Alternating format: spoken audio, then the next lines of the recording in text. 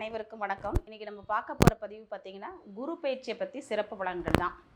முதல்ல என் குருநாதரை பற்றி சில விஷயங்கள் சொல்லிவிட்டு அதுக்கப்புறம் குரு பயிற்சி சொல்கிறேங்க. அதாவது நாங்கள் படித்தது பார்த்தீங்கன்னா கரூரில் பஞ்சமாதேவியில் இருக்கிற அவர் பேர் கண்ணன். அவருடைய குருநாதர் குமரவேல். இவங்களுடைய வழியில் உருவான தான் கௌசிய நாடி ஜோதிடம். அந்த ஜோதிட முறையில் தான் இப்போ நான் குரு பயிற்சி எப்படி இருக்கும் அப்படின்றத உங்ககிட்ட நான் பகிர்ந்துக்க போகிறேன். அதாவது என் குருநாதர் அடிக்கடி சொல்வார், கிரக பயிற்சி அப்படின்றது இருக்குது. வருடத்தில் ஒரு முறை வருவது தான் குரு பயிற்சி. 1.5 ஆண்டுகளுக்கு ஒரு தடவை வருவது ராகு கேது பயிற்சி. அது இந்த உலகத்துக்கு தான் பயிற்சி. கோள்கள் பார்த்திங்கன்னா நவக்கோள்களை வச்சு விண்வெளி ஆராய்ச்சி பண்ணி தானே இந்த கிரகங்கள்லாம் நகர்ந்துட்டுருக்கு. சேட்டலைட் மூலியமாக தான் நகர்ந்துட்டுருக்கு. அப்போ அவங்களுக்கு தான் அது பயிற்சி. இப்போ நமக்கு எப்போ இந்த பயிற்சி அப்படின்னு அடிக்கடி நான் அவர்கிட்ட கேட்டது உண்டு. அப்போ அவர் சொல்வார், நம்மளுடைய ஜனன ஜாதகத்தில் கோள்கள் குருவாக இருக்கட்டும், சனி பகவானாக இருக்கட்டும், ராகுகள் கேது இவங்களாக இருக்கட்டும், இவங்கெல்லாம் நம்மளுடைய ஜனன ஜாதகத்தில் எங்கே இருந்து அடுத்த கட்ட ராசிக்கு எப்போ பயிற்சி ஆகிறாங்க அப்படின்றத மட்டும் வச்சு தான் சொல்லுவாங்க.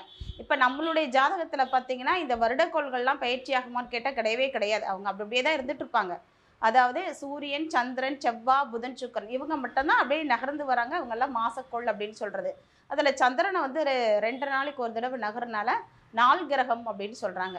சரி, இதில் எப்படி நமக்கு பலன் தரும் அப்படின்னு பார்த்தா, நம்ம பிறந்தப்ப ஒரு இடத்துல குரு பகவான் நிற்பார். இப்போ சில பேர் மேசத்தில் இருப்பாங்க, சில பேருக்கு ரிஷபத்தில் இருப்பாங்க, சில பேருக்கு மிதுனத்தில் இருப்பாங்க. அப்போ அது தமிழ் ஆண்டு பிரகாரம் வருடங்கள் வரும். இப்போ ஆங்கில ஆண்டு பிரகாரம் வருடங்களை சொல்லி நான் உங்களுக்கு பலன் சொல்கிறேன். நம்மளுடைய ஜாதகத்தில் ஜென்மத்தில் குரு ரிஷபத்தில் இருக்குது. இந்த ரிஷபத்தில் இருக்கிறதே யாராருக்கு எந்த ஆண்டில் வருது அப்படின்றது மட்டும்தான். அது மட்டும் இல்லாமல் இப்போ பொதுவான ஒரு விஷயம் என்னென்னா, நம்ம இப்போ வெளியூர் ஒரு ஊருக்கு போகிறோம். இப்போ சென்னையிலேருந்து நம்ம திருச்சி போகிறோம் அப்படின்னா, சென்னை பஸ் ஸ்டாண்டுக்கு போகிறோம். அங்கே போய் திருச்சி போகிற பஸ்ஸில் ஏறினா மட்டும்தான் நம்ம திருச்சி போக முடியும், இல்லைங்களா? ஆனால் சென்னை பஸ் அப்படின்றது எல்லா ஊரும் போட்டு இருக்கும். அதே மாதிரி தான் நம்மளுடைய நவகிரகங்கள். இந்த பயிற்சியெல்லாம் பார்த்திங்கன்னா எல்லாருக்கும் பொதுவானது அப்படின்னு நம்ம நினச்சிட்ருக்கோம். இல்லை, அந்த சில வருடங்கள், அதாவது ரிஷபத்தில் அவங்களுடைய ஜனன ஜாதகத்தில் குரு யாருக்கு இருக்கோ அவங்களுக்கு தான் இப்போ பயிற்சியில் வரப்போகிறார்.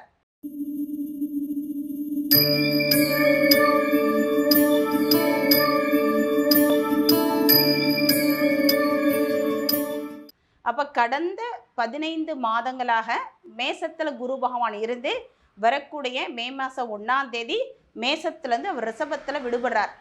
அவங்க எந்த ஆண்டு அப்படின்னு பார்த்தோம் அப்படின்னா 1953, 1965, 1977, 1988, 2000, 2011, 2023 இந்த வருஷத்தில் பிறந்தவங்களுக்கு தான் இந்த குரு பகவான் முழுமையான பலன் தர்றாங்க.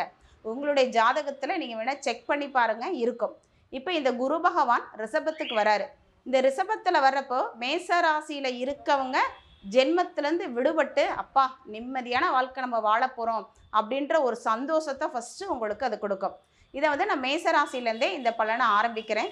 மேசராசியில் பிறந்தவங்க எப்படி இருப்பாங்க அப்படின்னு கேட்டிங்கன்னா, அவங்க தன்னோட உழைப்புனால உயர்ந்தவங்க தான் மேசராசிக்காரங்க. அவங்க யாரோட உழைப்பிலோ பணத்துக்கோ பொருளுக்கோ ஆசையே படமாட்டாங்க, சரிங்களா? அவங்க என்ன பண்ணுவாங்கன்னா, இந்த 15 மாதங்கள், அதாவது இந்த ஒரு வருஷம் 1.5 ஆண்டுகள் குரு பயிற்சியில் ஆனதுக்கப்புறம் அடுத்தடுத்து நம்ம தொழிலுக்கான வளர்ச்சிக்கான திட்டங்களை அவங்க போட்டுக்கிட்டே இருப்பாங்க. அந்த திட்டங்கள் அவங்களுக்கு பல மடங்கு வெற்றி கொடுக்கும். 2வது, தொழில் செய்கிறவங்க, அதாவது பணத்தை முதலீடு போட்டு தொழில் செய்யாமல் உங்கள் மூளையை ஆதாரமாக கொண்டு நீங்கள் ஒரு விஷயத்தை செஞ்சீங்கன்னா பல மடங்கு வெற்றி கிடைக்கும். இல்லை, நான் வேலை பார்த்துக்கிட்டே இருக்கேன், எனக்கு இந்த வருமானம் பத்தலை, அடுத்த நல்லா சம்பளம் அதிகமாக வேணும் அப்படின்னு ஒரு இன்கம் நமக்கு அதிகமாக வேணும்னு எல்லாருமே ஆசைப்படுவோம். அப்போ அதற்காக நீங்கள் என்ன பண்ணலான்னா, அதை சார்ந்த படிப்பு படிச்சிங்கன்னா வெற்றி கொடுக்கும். இல்லை, சில பேர் டிகிரி முடிச்சுட்டு அடுத்து வேலைக்கு போகலாமா அல்லது உயர்கல்வி படிக்கலாமா அப்படின்ற மாதிரி ஒன்று இருக்கும். நீங்கள் பிஹெச்டி பண்ணுற வரைக்கும் உங்களுக்கு இந்த ஆண்டு நல்லாயிருக்கு. பிஹெச்டி கூட பண்ணலாம். பண்ணினீங்க அப்படின்னா உங்களுடைய எதிர்கால வாழ்க்கை மிக சிறப்பாக இருக்கும். அடுத்து உங்களுக்கு சப்போர்ட் அப்படின்றது பார்த்தீங்க அப்படின்னா, உங்களுடைய அப்பா அடிக்கடி உங்களுக்கு சப்போர்ட் பண்ணுவாங்க. உங்களுடைய குழந்தைகள் பிறந்ததுக்கப்புறம் தான் உங்களுடைய வாழ்க்கையில் நல்ல வளர்ச்சின்ற ஒரு விஷயத்தை நீங்கள் உணர்ந்திருக்க முடியும். இந்த வருஷம் அதே மாதிரி உங்களுக்கு ரொம்ப மிக சிறப்பாக இருக்குது. யாரை வழிபாடு பண்ணால் ரொம்ப நல்லாயிருக்கும் அப்படின்னு கேட்டிங்கன்னா, உங்களுடைய இஷ்ட தெய்வத்தை நீங்கள் வழிபாடு பண்ணாலே போதுமானது. அதாவது நீங்கள் உங்களுடைய வாழ்க்கையில் இது நாள் வரைக்கும் எப்படி இருந்தீங்களோ தெரியாது. ஆனால் இனி வரக்கூடிய காலகட்டத்தில் நீதி, நேர்மை, நியாயம், கடவுளோட பக்தி பயத்தோட நீங்கள் ஒரு விஷயத்தை செஞ்சு பாருங்கள்.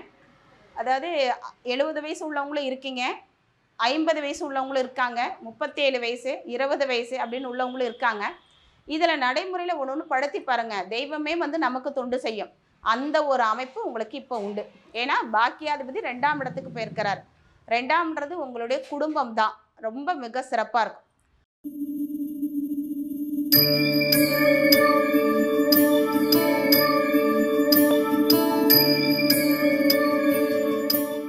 ஆயிரத்தி 1956, 1968, 1979, 1992, 2003, 2015 இந்த ஆண்டில் இருக்கவங்களுக்கு குரு பகவான் எப்படி இருப்பார்?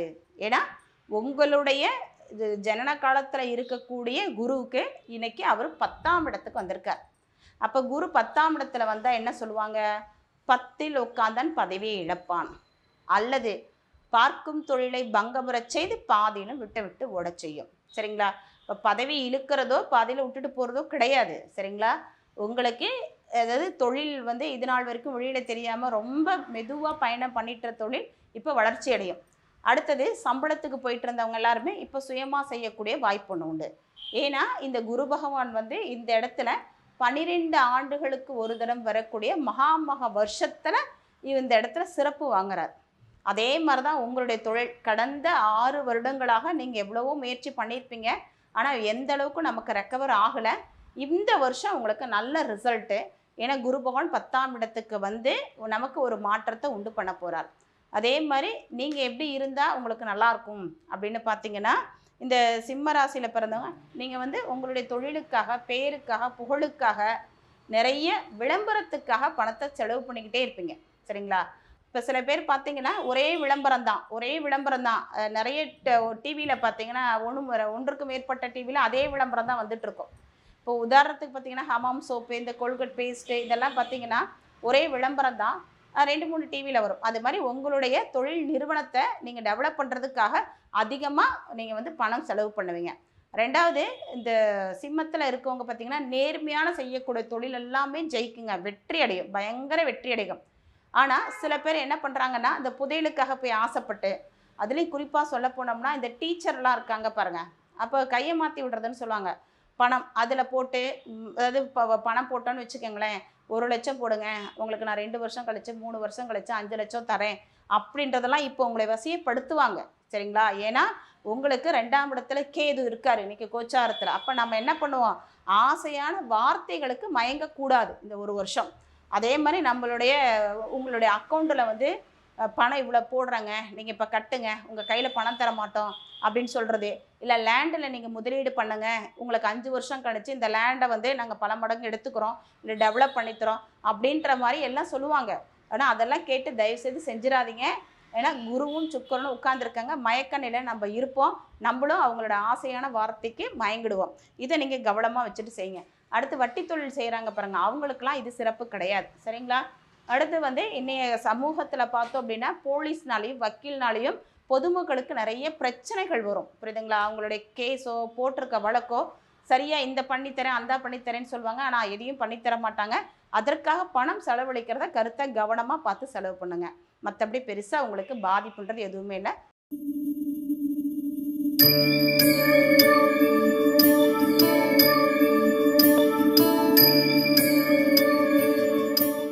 அடுத்து பார்த்தோம் அப்படின்னா தனுசு ராசி 1960, 72, 83, 95, 2007, 2019 இந்த ஆண்டு தனுசு ராசியில் குரு பகவான் அவங்களுக்கு அங்கே தான் இருக்காங்க. அதே மாதிரி இந்த குரு பகவான் உங்களுக்கு இன்றைக்கி 6ஆம் இடத்துக்கு வந்திருக்காரு. இந்த தனுசு ராசிக்காரங்களுக்கு குரு 4 குடைவர், அவர் போய் உட்காந்துருக்குது 6ஆம் இடத்துல. அப்போது நீங்கள் என்ன பண்ணுவீங்க அப்படின்னா தர்மத்தின் மூலம் தான் உங்களால் வெற்றி காண முடியும். நீங்கள் எவ்வளோ தானம் தர்மம் செய்கிறீங்களோ அதை பொறுத்து தான் உங்களுக்கு இந்த ஆண்டு நல்ல வளர்ச்சியை தீர்மானிக்கக்கூடிய ஆண்டாக இருக்கும். ஏன்னா 6ஆம் இடம்ன்றது கடன், நோய், வழக்கு, வம்பு, பிரச்சனை, எதிரி அப்படின்னு சொல்லுவோம். அதே மாதிரி ஒரு மனிதனுடைய பேரையும் புகழையும் சொல்லக்கூடியது தான் 6ஆம் பாவம். இப்போ 6ஆம் பாவத்தில் குரு பகவான் வந்திருக்கார். அவர் வந்து எதை பார்க்குறாரு, உங்களுக்கு 12ஆம் இடத்தையும் பார்க்குறார், 2ஆம் இடத்தையும் பார்க்குறார். இப்போ 12ஆம் இடது விரைன்றது, 2ஆம் இடது குடும்பம். இதற்கான ஒரு திட்டத்தை நம்ம தீட்ட போகிறோம். நீங்கள் சம்பாரித்த பணத்தை கவனமாக வச்சுக்கோங்க, சரிங்களா? உங்களுடைய பூர்வீக சொத்துனால உங்களுக்கு பிரச்சனை, வில்லங்கம் வரும், அல்லது உடன் பிறந்த சகோதரன் சகோதரினால சிறு சிறு பிரச்சனைகள் வரும், அல்லது பங்கு பிரிக்கலாம் அப்படின்ற மாதிரியெல்லாம் பேச்சுவார்த்தை வரும். அதை நல்லபடியாகவே முடியும், பங்கு பரிவர்த்தனை செய்யலாம். உங்களுடைய குழந்தைகளுக்காக, கல்விக்காக அதிக பணம் வந்து நீங்கள் வந்து செலவு பண்ண போகிறீங்க. அதுலேயும் ரொம்ப கவனம் தேவை. அடுத்தது உங்களுடைய வாழ்க்கையில் பார்த்தீங்கன்னா ஏதாவது ஒரு அழிவை சந்தித்த பிறகு தான் ஒரு முன்னேற்றம், புரியுதுங்களா? ஏதோ ஒரு எதற்காவது ஒரு என் சொத்து அழித்தேன், வீட்டை விற்றேன், வண்டியை விற்றேன், இல்லை என்கிட்டேருந்து இவ்வளோ பேர் என் உடன் பிறந்தவங்களாக பணத்தை கொடுத்துட்டேன் அப்படின்னு ஏமாந்ததுக்கு அப்புறம் தான் உங்கள் வாழ்க்கையில் அதிர்ஷ்டன்றது ஒன்று வரும். அதே மாதிரி உங்கள் முன்னோர்களுடன் வார்த்தைகள் இருக்கு பாருங்க. இப்போ தாத்தா பாட்டி, அம்மாச்சி தாத்தா அல்லது அப்பா அம்மா இவங்களுக்காக உங்களோட ஆசையெல்லாம் விட்டு கொடுக்கக்கூடிய ஒரு சூழல். இப்போ நான் வெளியூர் போகிறேன், நல்ல வேலை கிடைச்சிருக்குன்னா எங்கள் அம்மாவை பார்த்துக்க யாரும் இல்லை, எங்கள் அப்பாவை பார்த்துக்க யாரும் இல்லை அப்படின்ற ஒரு சூழலுமே இப்போ தான் இருக்கும். அது மட்டும்தான், மற்றபடி வேற எல்லாம் ஒன்றும் இல்லை. நீங்கள் யாரை வழிபாடு பண்ணால் ரொம்ப நல்லாயிருக்கும் அப்படின்னு பார்த்தீங்கன்னா, உங்களுக்கு வந்து ஆலங்குடியில் இருக்கக்கூடிய குரு பகவானை வழிபாடு பண்ணிட்டு வாங்க, ரொம்ப நல்லாயிருக்கும்.